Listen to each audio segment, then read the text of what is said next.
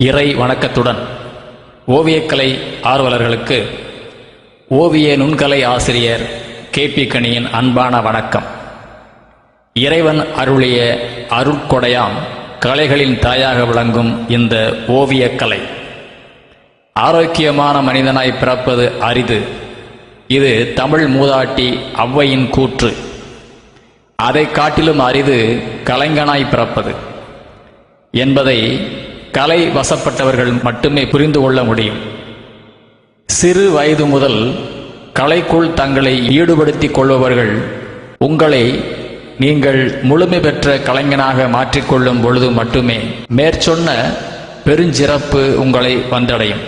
எனவே கலைகளுக்குள் இல்லாதவர்கள் கலையின் சிறப்பை உணர முடியுமா? அவர்களின் கருத்துரை முழுமை பெற்றதாக இருக்குமா? எனவே உங்களை சிறப்படைய செய்து வாழ்க்கையின் தரத்தினை உயர்த்திக் கொள்வது உங்கள் கையிலேயே உள்ளது. சூழ்நிலைகள் எதுவாக இருந்தாலும் உங்கள் திறமையின் மேலாக நம்பிக்கை வைத்து கலையின் மேல் அதிக ஆர்வம் கொண்டு கண்டிப்பாக நான் ஒரு முழுமை பெற்ற ஓவியக் கலைஞனாக ஆவேன் என மன உறுதி கொண்டவர்கள் மட்டும் எங்களை தொலைபேசி தொடர்பு கொள்ளுமாறு பணிவன்புடன் கேட்டுக்கொள்கிறோம். நன்றி. வாருங்கள் அன்பர்களே, வீடியோவிற்குள் செல்லலாம். உலக தமிழ் மக்கள் அனைவருக்கும் வணக்கம்.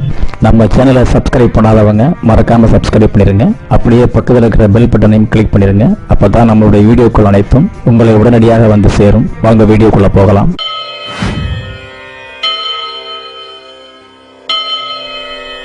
குவலயம் போற்றும் குரல் தந்த கோமானின் தொட்டனை தோறும் மணற்கேணி மாந்தர்க்கு கற்றனை தோறும் அறிவு என்ற நல்வாக்கினையே முதல் வாக்காக கொண்டு அன்புடன் துவக்கம் செய்கிறோம்.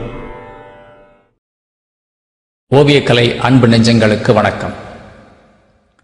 நாம் ஏற்கனவே வெளியிட்ட ஓவிய ஆசிரியர் ஆக வேண்டுமா என்ற காணொளியை கண்டு ஏராளமான ஆர்வலர்களும் மற்றும் மாணவர்களும் அதை கண்டு சப்ஸ்கிரைப் செய்து லைக்கும் செய்திருந்தீர்கள். அவர்கள் அனைவருக்கும் மதுரை விவேகன் ஓவிய நுண்கலை பயிற்சி மையத்தின் தலைமை ஓவிய ஆசிரியர் கே.பி. கணியின் அன்பான நன்றியும் வணக்கம். இந்த ஓவிய நுண்கலை பயிலக்கூடிய மாணவர்கள் நம்ம போடக்கூடிய வீடியோக்களை ஸ்கிப் பண்ணாமல் பாருங்கள். இருந்து கடைசி வரைக்கும் நீங்கள் அந்த வீடியோக்களை நல்லா கவனித்து தெரிஞ்சுக்கிட்டா தான் என்ன விஷயங்கள் சொல்லப்படுது அப்படிங்கிறத முழுமையாக உணர முடியும். எங்களை தொடர்பு கொண்ட மாணவ மாணவியர்கள் அவர்கள் வரைந்த ஓவியங்களை எங்களது பயிற்சி மைய வாட்ஸ்அப் எண்ணிற்கு அனுப்பியிருந்தீர்கள். அந்த ஓவியங்களை கண்டு நாங்கள் மகிழ்ச்சி அடைந்தோம். அந்த ஓவிய ஆர்வலர்களுக்கு அவர்கள் மென்மேலும் இந்த ஓவிய கலையை கற்று வாழ்க்கையில் பல நன்மைகளை பெறுவதற்கு எங்களது வாழ்த்துக்கள். பார்த்து வரைதல் என்பது ஓவியக்கலை அப்படின்னு நினைச்சிட்டு இருக்கிறாங்க. பட் அது கிடையாது. நம்ம ஏற்கனவே சொன்ன மாதிரி அந்த ஓவியக்கலையில் அந்த ஓவிய நுண்கலை படித்தவங்களுடைய ஸ்ட்ரோக் அப்படிங்கிறது அந்த அனுபவத்தில் நன்றாகவே தெரியும். ரெண்டாவது, அந்த ஓவிய நுண்கலை பயிற்சி பயின்றவர்கள் ஒரு ஓவியத்தை வரைவதற்கு மிக குறைவான நேரத்தவே எடுத்துக்கிடுவாங்க. இப்போ சாதாரணமாக நம்ம ஒரு ஓவியத்தை பார்த்து வரைகிறோம் அப்படின்னு சொன்னால் அந்த ஓவியத்தின் அந்த நுணுக்கத்தை பொறுத்து 1 மணி நேரமோ அல்லது 2 மணி நேரமோ ஆகலாம் சாதாரணமாக. அதே ஓவியத்தை ஓவிய நுண்கலை பயின்ற மாணவர்கள் அதிகபட்சமாக ஒரு 10 நிமிடங்களுக்குள்ளாக அதை வரைந்து முடித்து விடுவார்கள். என்ன காரணம் அப்படின்னு கேட்டீங்கன்னா, அதில் இருக்கக்கூடிய அந்த அளவு முறைகள், அதனுடைய நிலைப்பாடுகள், அதனுடைய நுணுக்க முறைகள் அப்படிங்கிறத எப்படி முறைப்படுத்தி கொண்டு அதை வரைய வேண்டும் அப்படிங்கிற அந்த விஷயத்தை நாம் போதனை செஞ்சிடறோம். அதுதான் மிக முக்கியமான விஷயம். 42 ஆண்டு கால ஓவிய பணி மற்றும் ஓவிய நுண்கலை ஆசிரியர் பணியின் அனுபவத்தோடு இந்த ஓவிய ஆசிரியர் பயிற்சி பற்றிய சில விளக்கங்களை மீண்டும் ஒரு முறை உங்கள் முன் சமர்ப்பிக்கின்றேன். இந்த கலையை கற்று பல ஆண்டுகள் அனுபவமிக்க கலை வல்லுநர்கள் இந்த ஓவிய கலை சார்ந்த ஓவியங்களை 2 வகையாக பிரிக்கின்றனர். ஒன்று முறையான ஓவியம், மற்றொன்று முறையற்ற ஓவியம். முறையான ஓவியத்தில் அதில் வரையப்படக்கூடிய கோடுகள் மிக சரியான அளவு முறைகளை கொண்டும்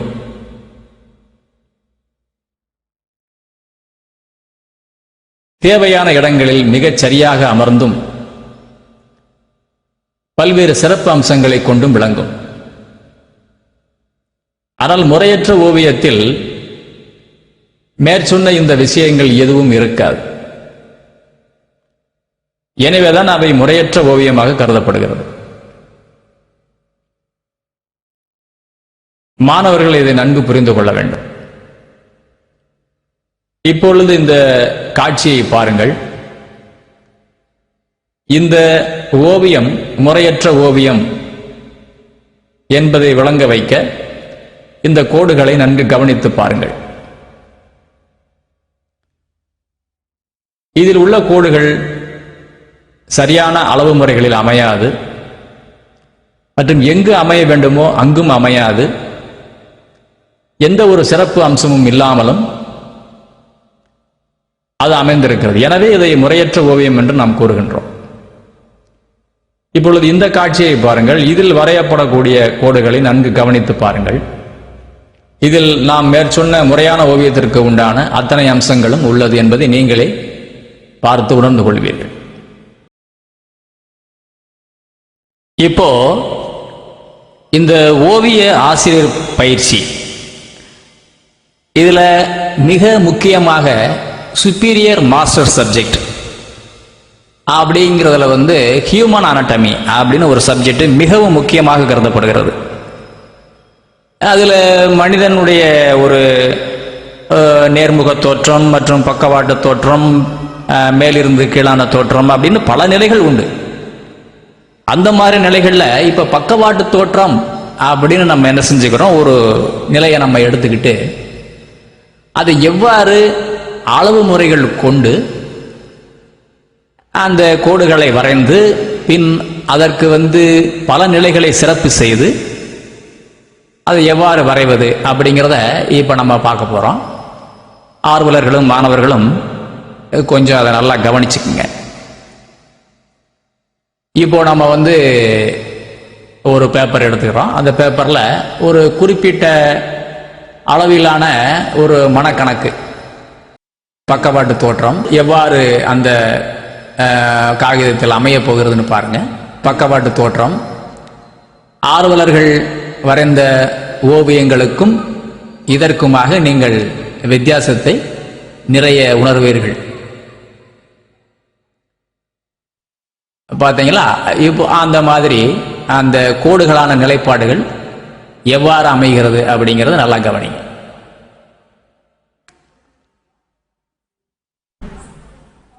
ஏற்கனவே நம்ம அந்த விஷயங்களில் சொல்லப்பட்டது மாதிரி ஒவ்வொரு கோடுகளும் எந்த நிலையில் மிகச் சரியாக அமைய வேண்டுமோ அந்தந்த நிலைகளில் அமைந்து கொண்டிருக்கிறது.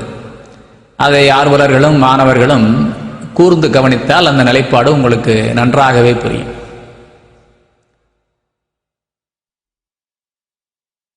இதற்காக அரை மணி நேரம் அல்லது 1 மணி நேரம் எடுத்துக்கொள்ள வேண்டிய அவசியம் இல்லை. மிக சுருக்கமாக அதிகபட்சமாக 2 நிமிடங்கள் மட்டுமே. எனவே அளவு முறைகளோடு கூடிய வரைபடங்களுக்கு அதிக நேரம் தேவையில்லை என்பது முக்கியமான ஒன்றாகும். இவ்வாறு சிறப்பாக ஸ்கெட்ச் எடுத்த பின்பு பல நிலைகளை தத்துரூப நிலையிலான முடிவுறு நிலைகள் தீர்க்கமான முறையில் அதை அலங்காரம் செய்வது எவ்வாறு அப்படிங்கிறதையும் நம்ம இதோடு சேர்ந்து இசைந்து பார்க்கிறோம். பார்த்தீங்களா? அந்த மாதிரியான நிலைப்பாடுகள். அந்த பக்கவாட்டு தோற்றம் இப்படித்தான் இருக்கும் அப்படிங்கிறதுக்கு ஒரு உதாரணம் தான். ஒரு கோடுகள் எவ்வாறு அந்த நிலைப்பாடுகள் அமையணும் அப்படிங்கிற ஒரு நிலைப்பாடு.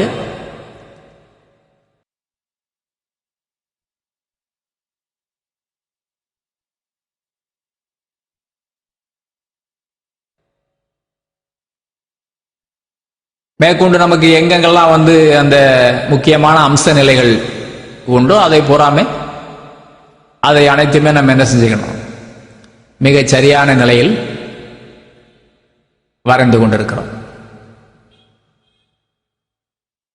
இன்னும் எங்கெங்கெல்லாம் அந்த நிலைப்பாடுகளை மிகச் சரியாக செய்ய வேண்டுமோ அதை நன்கு கவனித்து ஒன்றன் பின் ஒன்றாக முறையான நிலையில் அந்த கோடுகள் வரையப்பட்டு கொண்டிருக்கிறது.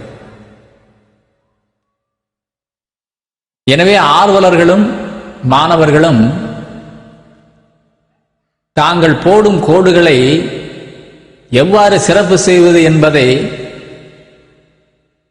அளவு முறைகள் கொண்டுதான் தீர்மானிக்கப்பட வேண்டும். மேலும் அந்த கோடுகள் சிறப்புகளை செய்து கொண்டே இருக்கலாம். இதில் நீங்கள் காண்பது ஒரு மனிதனின் பக்கவாட்டு தோற்றத்தில் ஒரு 30% பணி மட்டுமே இப்பொழுது நடந்து முடிந்திருக்கிறது.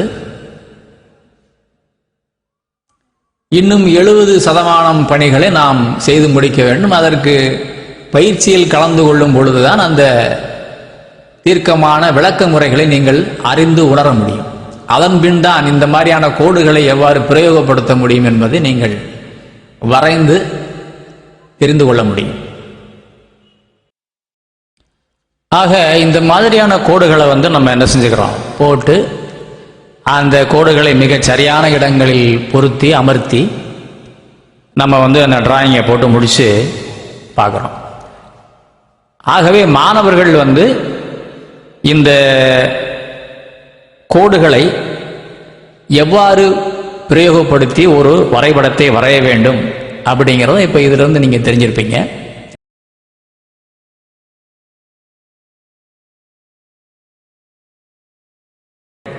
அதை எவ்வாறு அந்த கோடுகளை பிரயோகப்படுத்தினால் முறையான கோடுகளை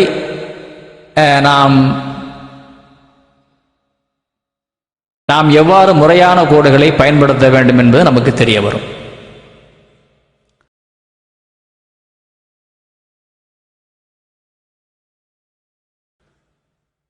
இப்பொழுது பாருங்கள், இந்த பயிற்சிக்குள்ளாக அந்த ஃப்ரீஹேண்ட் அவுட்லைன் மாடல் டிராயிங்கில் ஒரே ஒரு சப்ஜெக்ட் மட்டும், அது எவ்வாறு அப்படிங்கிறத கொஞ்சம் பாருங்க.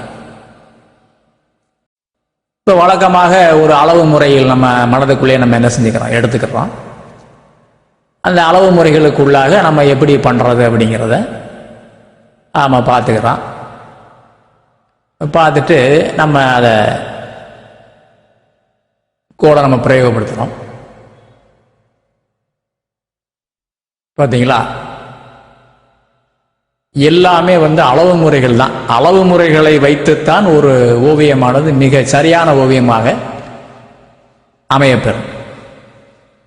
இந்த மாதிரி கோடுகளை நாம் எவ்வாறு பிரயோகப்படுத்துவது அப்படிங்கிறத நம்ம தெரிஞ்சுக்கணும். இப்போது நீங்கள் பார்த்த வரைபடங்களிலிருந்து மாணவர்கள் என்ன புரிந்து கொள்ள வேண்டும் என்றால், கோடுகள் மிக சிறப்பாக அவைகள் எங்கு அமையப்பெற வேண்டுமோ, எந்த அளவு முறைகளில் அமையப்பெற வேண்டுமோ, அந்த கோடுகள் எவ்வாறு சிறப்பு செய்ய வேண்டுமோ, இந்த மாதிரியான பல நிலைகளை நமது ஓவிய நுண்கலை பயிற்சியில் கற்ற பின்புதான் அதை நாம் சிறப்பாக செய்ய முடியும். ஒன்று. இரண்டாவதாக, படத்தை பார்த்து வரைவதை காட்டிலும் அளவு முறைகளை நன்றாக மனதில் பதிய வைத்து வரையக்கூடிய எல்லா பயிற்சிகளையும் முறையாக கற்ற பின்பு நாம் வரையக்கூடிய வரைபடங்கள் அனைத்துமே மிக குறுகிய நேரத்தில் வரையக்கூடிய ஓவியங்களாக மாறிவிடும். இதுதான் ஓவிய நூல்களின் பெரும் சிறப்பு என்பதை புரிந்து கொள்ள வேண்டும்.